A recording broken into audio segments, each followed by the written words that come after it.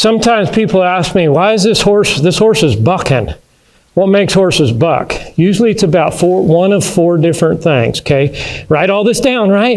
Here you go. This is all free info, well, it wasn't free information, but it's a lot of, typically one of four things makes horses buck. One, they're genetically predisposed to buck. In other words, they're from a certain family or lineage of horses that are kind of notorious for cinching up cold backed and tight, and they buck. Okay, if you don't believe that, go talk to a rodeo stock contractor who's raising bucking horses.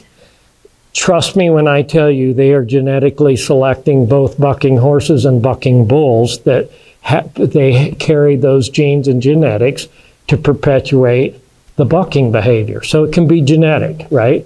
Can be. Number two, it can be because a horse is scared.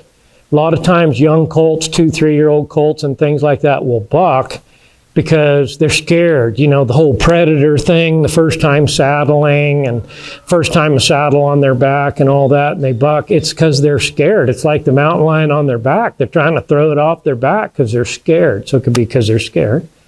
The third one can be a learned behavior, meaning that they've, for whatever reason, bucked somebody off 2 or 3 times, and they've come to recognize and realize when they get frustrated and mad or upset, they just bog their head and go to bucking, and they can pitch their rider. That's a learned behavior, kind of like a grizzly bear that gets habituated to come to a camp for food.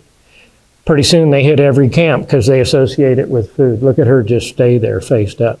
Okay, so it can be the learned behavior. Now, the learned behavior, it might have started because the horse was scared and nobody started the horse right at 2 and 3 years old, but they got out from, or maybe it was just green people and the horse hopped around and crow hopped, and all of a sudden they bucked them off, got out from underneath them. But it could have started with that, but now it's a learned behavior, and that's a tough one to fix. It takes somebody that's pretty sticky and handy to ride them through that and for them to learn that they can't buck anybody off anymore. And then the fourth one is there's pain. There's pain. Something's hurting, and that horse, every time you go to push them into a lope, they're hurting, and so they bog their head. So sometimes people will argue that with me, but I'll ask them, then I'll say, well, have you ever had back pain? You ever had anything that really hurts? Well, I'm telling you, you get irritable, don't you? If you're hurting bad enough, you can be really irritable. So pain can be a really big deal. You know, so when I drive all these horses horseback, I'm looking for head bobs. I'm looking to see if that horse is sore or off on their left front, or they're packing that right hind and they're stepping short. I want to see if there's something going on in there. Jody, how many times through all the clinics this year have we had issues with horses that people said, well, they're wanting to blow up and buck and I can't figure, and it wound up being a soundness thing? Quite a few.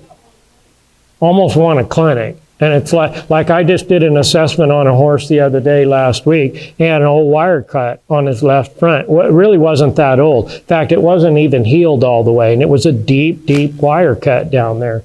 Well, you could push on it and find the inflammation around the scar and that old scar tissue. That horse would actually lope and trot in the right lead, but when you went to go to the left in the left lead, you bob his head like crazy. That left front was still sore, and it was still hurting.